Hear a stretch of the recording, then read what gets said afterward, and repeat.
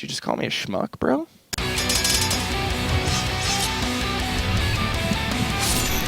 Pin Kyunggishan Dojian. All right, schmuck number 2. Go ahead and introduce. If anything, I would be schmuck number 1. Obviously. Anyways, I did the last intro, man. Get out of here. We've got Liquid.Sheth. Wait, what? No, that's Sheth and Minigun. God. Oh, go ahead and have this fixed up right now. Do you see what I have to work with here? My conditions. It's ridiculous. All right, go ahead. Just kidding. All right.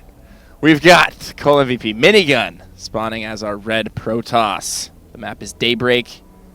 Wait, no, it's not. This is our new map. It's actually Atlantis Spaceship. It's Atlantis Spaceship. Never mind. Yeah. It looks like Daybreak from Minimap, sort of. Open your eyes. Except reverse. I can't see that. This is all the way over there in the corner. My bad eyesight. There's no way, man. That just looks like you guys see what I have to work with? You know, here? Okay, first of all, don't even get me started. You know those, like, ink blot images? That's what that looks like. The ones that psychologists have you look at? Yeah, that looks like it. Was it like a Rorschach? Yes. Oh, you're on point today. Thanks, man. Rorschachs. All right. Yes. Pretty sure. Did you have to do one of those tests? No, I've never had to do one of those. And if I did, it would be absolutely hilarious.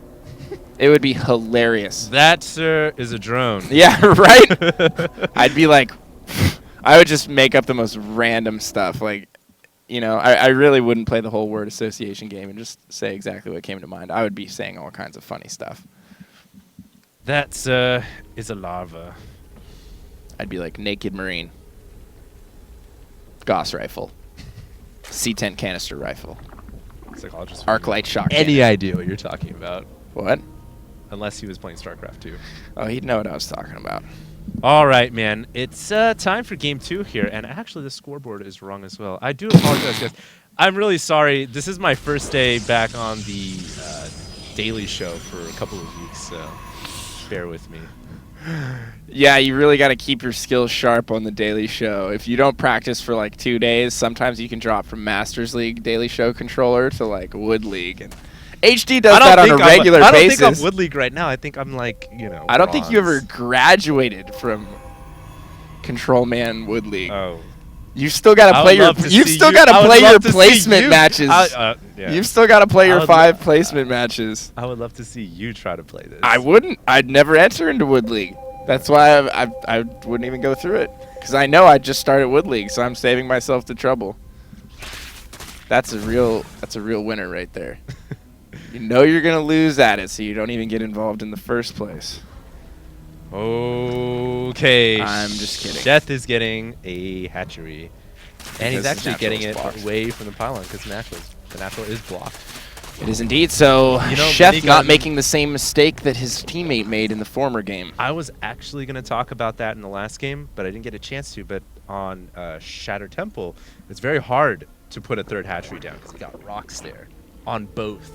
But on a map like this or Shakura's Plateau, you do have an option to put down the 3rd very quickly, and a lot of the Zergs will do this when their natural is blocked, and that's what we have Sheth doing here. You know, I've even seen Sheth a few times on Shattered Temple drop the 3rd all over the way in the other natural. Yeah, that's I mean, insane. He's not afraid to do it.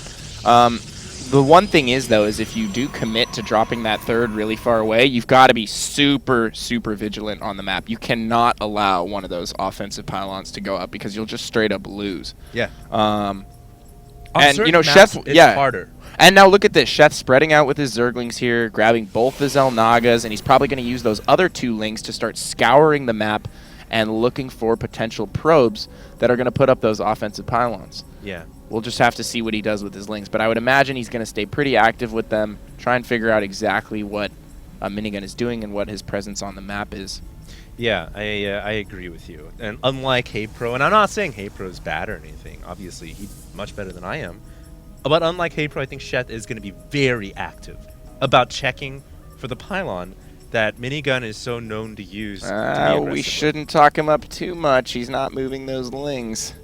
He's going to make us look like 2 chumps. No, dude, he's warming them up right now. He's getting them ready for the jog that they have to do. Okay, the marathon to check for that pylon. So they're stretching right now. Yeah. Is that what they're doing? Yes. That's what they do when they're idle. Zerglings do run a lot, man. I mean, I'd imagine they have to stretch. Wonder what kind of calisthenics programs they have in the Zerg Swarm. I'm sure you'll never find a fat Zergling, that's for sure. There's no such thing as an obese Zergling. There's no such thing as an obese Zerg unit. Even Ultras are jacked. Pretty muscular. Yeah. Even Hydras. The only obese unit maybe is the Hydra because they lost muscular augments as an upgrade. Oh, Here we go. God, these Zealots are going to get caught out in the midfield here at the Xel'Naga, and they will both get surrounded and taken down. It looks like Sheth's not even worried about microing at this point. He knows he's got it. But you know, Minigun did a pretty good job there of using only 2 Zealots to kill off a lot of Quite a few Zerglings. Lings. He killed more than I expected. Yeah, he backed it away and took pot shots every time he backed up. That's the form of Zealot micro you can do, akin to Marine Stutter micro. So here we go. Sheth To keeping Zerglings away. Sheth not conceding map control to Minigun, and now look, he's just scouring the whole map, checking for those offensive pylon positions, because you can't just allow a Protoss to get an offensive pylon position like that. I mean, you'll lose the game every time. Especially on a map this big.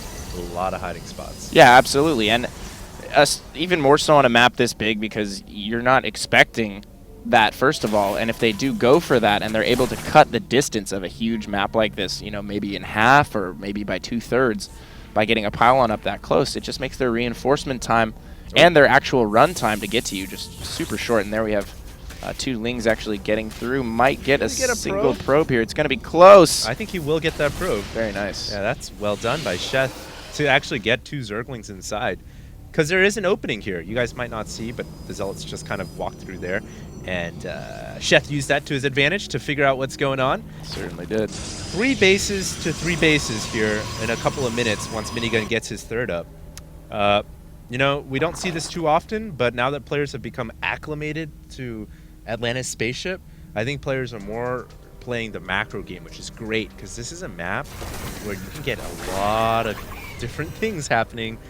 When it's so vast, it's so wide, there's multiple attack paths.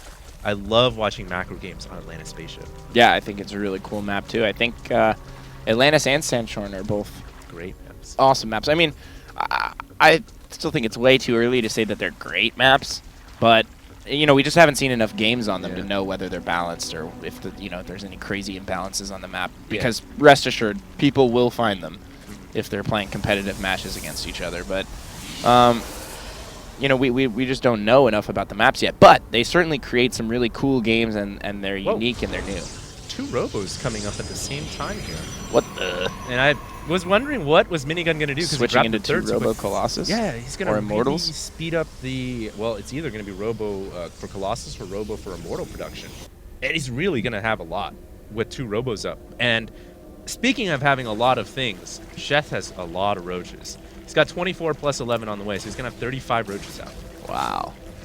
Starting to work his way up to maxed. We do have Sheth at 151 supply right now to the 103 of Minigun. Minigun doing a good job scouting around with these hallucinated Phoenix right now. Yeah. Just getting a layout of the land, figuring out exactly what Sheth is up to. And I believe he saw those roaches on the way with the Phoenix. Yeah, I think he did too. And he's making, well, he's not making Immortals out of the robotics facilities. So that could be a mistake. I don't know if he wants to wait for Colossus when he really needs Immortals right now. But he's going to use a lot of force fields here. 5 force fields for 3 roaches. I'll take that any day. Yeah, sure. That's solid. Meanwhile, on the other side of the map, this is what I'm talking about. Atlantis Spaceship, a great map for Gonna backstabs. hit from both sides. This could be devastating. I think Sheth might just be able to outright kill Minigun here if he decides to commit, because Minigun is going through this transition now where he dropped those 2 Robos, then he invested in the support bay. Hasn't really been making any gateway units because he's just been teching towards Colossus and saving up quite a bit of money here. He did produce 1 Immortal just to be safe, I think. He originally wasn't even going to get it. And now here we have Sheth hitting both sides at the exact same time. You think it would have been wise here for Minigun to actually start producing double Immortals right away when the robotics were done? Because he took so long to get his tech out. If he had, he might have been able to hold off the Roach aggression much more easily than he is right now. Right now, he's in a big pressure situation. And the Roaches have tunneling claws now, too. Yeah, Sheth is in a lot of Minigun is in a lot of trouble right here. We have Sheth working both sides right now. He has 2 separate units of Roaches. He's going to be able to surround Minigun's entire army here, and he is just going to collapse and destroy. Yeah. This isn't even going to be close. Sheth, great positioning. totally just outthought Minigun right there, and I think he's going to take the game with that. Yeah, I'm pretty sure it's done, and Minigun calls the GG. Impressive.